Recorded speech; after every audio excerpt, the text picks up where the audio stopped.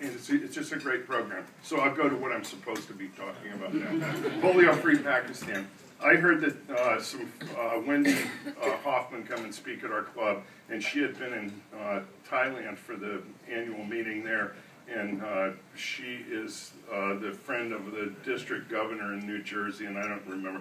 I had lunch dinner one evening in Pakistan, and I had dinner with 10 people, and 9 of them were past district governors, and the one was the district governor. So I had all this Rotary royalty there, and they said, when were you the district governor? And it was like, I'm just a worker bee, you know. I didn't know how to say that to them. I didn't want to be rude or anything. I never did that. So,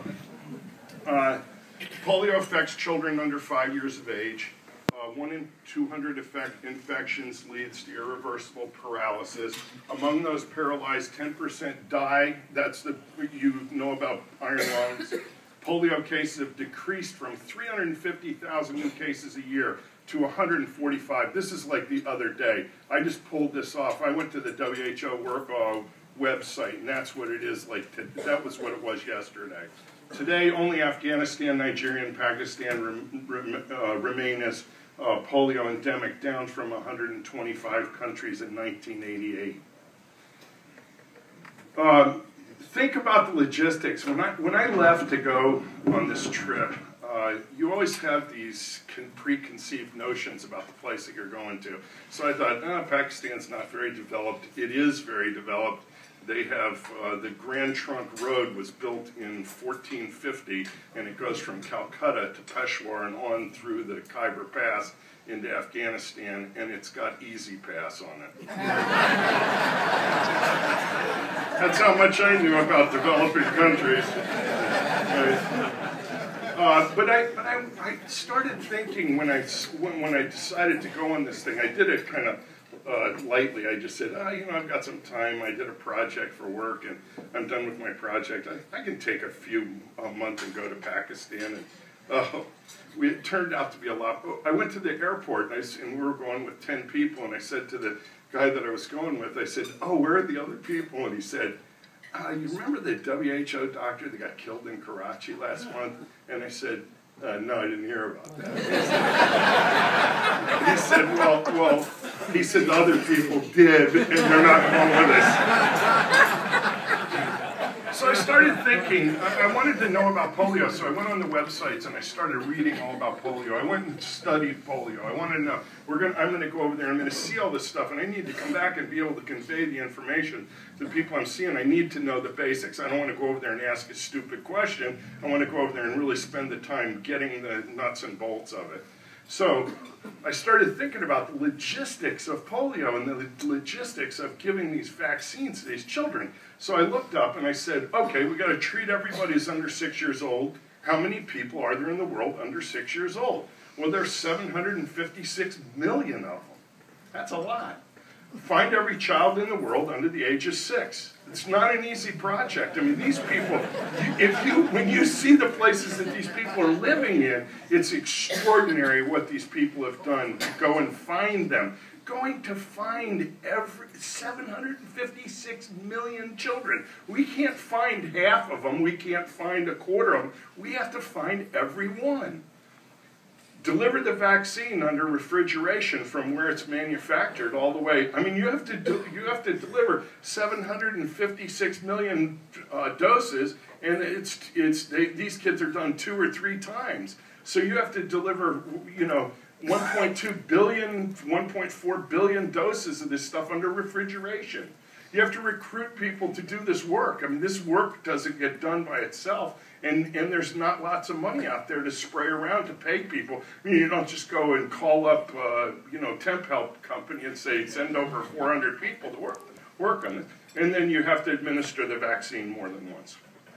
This is where we went.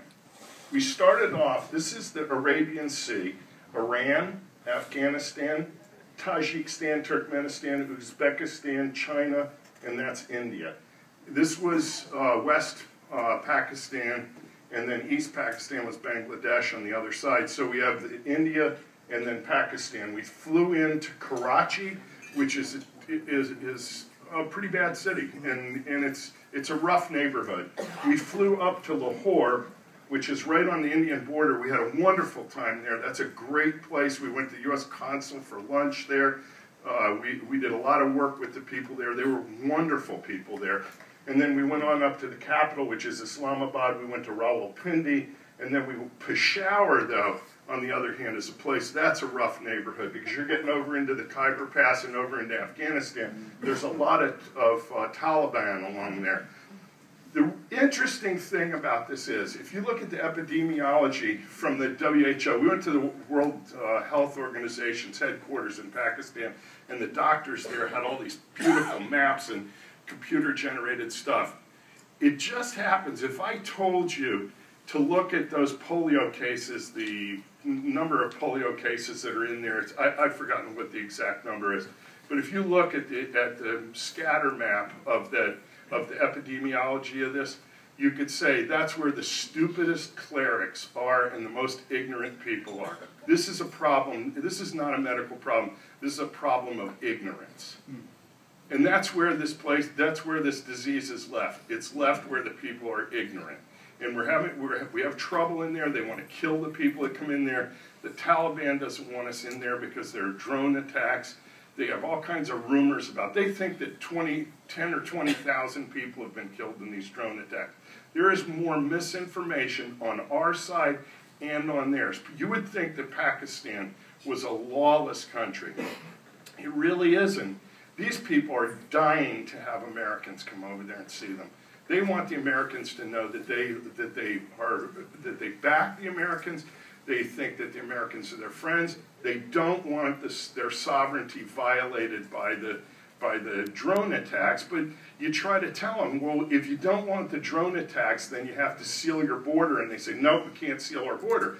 Why won't you seal the border? Because there's so much interest in corruption in the political system that they can't close it because there's so many people that are getting paid for the merchandise that's transiting that border.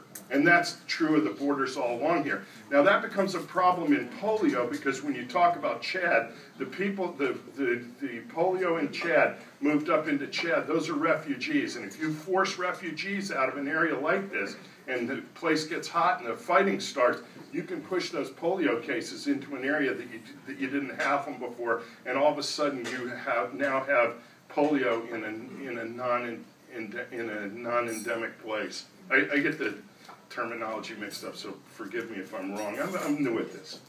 All right. Now, logistics, Pakistan. Population of 183 million, just about half the United States. Karachi, Pakistan is the big city there because that's been there for 1,000 years. It's right on the Arabian Sea. And Karachi had a population. I heard this, and I don't know the exact number. In 2008, they had a population of about 17 million people there. It grew to 22 million in 4 or 5 years. That's stunning. 2 million refugees. There are a lot of them are Afghans. There are some Iraqis. There are refugees from when India broke, when the British broke India into the 3 pieces. There are Hindu refugees, and I'll show you a Hindu refugee camp in a minute. There are 2.2 million children in the city of Karachi that are under the age of 6. These are you heard some of our partners. It's Bill and Melinda Gates, the World Health Organization. That's a WHO doctor who worked with us in Karachi, and that's one of the streets in Karachi. And then the Rotary Foundation, U.S. government's put a lot of money in it, the CDC. Somebody said UNICEF, Bonnie said UNICEF before. I've not heard much good about UNICEF. The World Health Organization has been very good. UNICEF, I think, is a little bit of a weak member in this, and I would say that if you want to donate money to this, go through Polio Plus. Don't go through UNICEF. This is the vaccine in the cooler, waiting to go out into the street. These are the coolers that they bring with them. The vaccine comes in a little bottle. It looks like a bottle that you would get of an injectable in the doctor's office, and there's a little plastic top that snaps onto that. It punctures it, and it allows you to turn it into a little squeeze bottle. And so you squeeze, you just take the child's mouth, the parents will tell the child to open their mouth in Urdu, they speak Urdu, so you tell them to open their mouth and they don't do anything. But if you stand in front of the child and you open your mouth, they'll reflexively open their mouth. You just open your mouth like that, and they open their mouth and go chuk chuk. You put the, and it's a sweet drop, and they generally don't mind it. Pinch the nose. That's terrible. No hecklers. This is a Rotarian from Karachi. He's a past district governor, and these are the coolers that they carry this in. And they had an art show over there. I'll show you a picture of it, and it was pictures of polio. And they had some great places where they had these coolers. They had one which was a picture of a guy riding through. I lost my. Now you broke it. Whatever. All right, they had a guy on a picture, and they had a guy on a camel riding through the desert with one of these coolers, and he's got the cooler in his hand, and he's riding on a camel. I thought that was pretty good. These are the places where we went. There's sewage in here. There's trash. People drop their garbage. They throw it out the windows. This is just, it's absolutely foul. And I was saying that I saw a butcher shop there, and there were probably 200 flies per square foot in this place. I never saw so many flies. And when we were walking down through there, the flies were landing on us, and I'm a little bit of a germaphobe, I'll admit it. I'm a little wacky.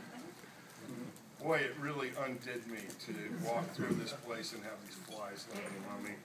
That's the edge of the refugee camp. That's next to the University of Karachi, which is one of the best schools in Pakistan. It's a huge university there, and there's an open field along there. And these people are living there, and there are probably 250,000 people living in that area without any toilet facilities. Wow. So when she was talking about how this is transmitted before, you get the picture. Right? This is the past district governor, Shahad Ahmed, who's a wonderful guy. Very active in the whole polio program. His club has been really good. They took their Rotaractors and had their Rotaractors out there, and what they did was they were stopping cars in the street on one of the major streets at the law school, and the parents would literally hand their children to the Rotaractors. The Rotaractors would take them down into the tent on the side, give them a couple of drops, give them a bunch of candy and pencils and coloring books and stuff, and bring them back up and hand them back to the parents. You never saw anything like it. You don't have to sign a release form over there. Lawyers. All right. So this is in the street, and this is in Lahore. Now we're up in Lahore, so this is part of it from Lahore. This is the refugee camp. Now you can just barely see this, but stay with me here. This is what these people are living in. This is the house. Well, that wasn't working anyway. This is somebody's house, and if you look along here, there's a set of mats in there. They're like grass mats, and they are up on 2 layers of orange crates. So these people have gone down to the port, they've gotten a bunch of orange crates, and they build a frame out of orange crates on the ground, and then they use sticks that they get in pieces that they get off the side of the road, and they lash them together into a tent, and then they get commercial carpet or something on the floor here, and then they cover it with whatever scraps of plastic or anything that's blown off of a truck or whatever. And that's what these people live in, with no water. They have to buy the water that comes in there. Somebody comes in with a motorcycle with tanks on it and sells water to them. and their sanitation is, you see it, it's right there. This is on the train. They find pinch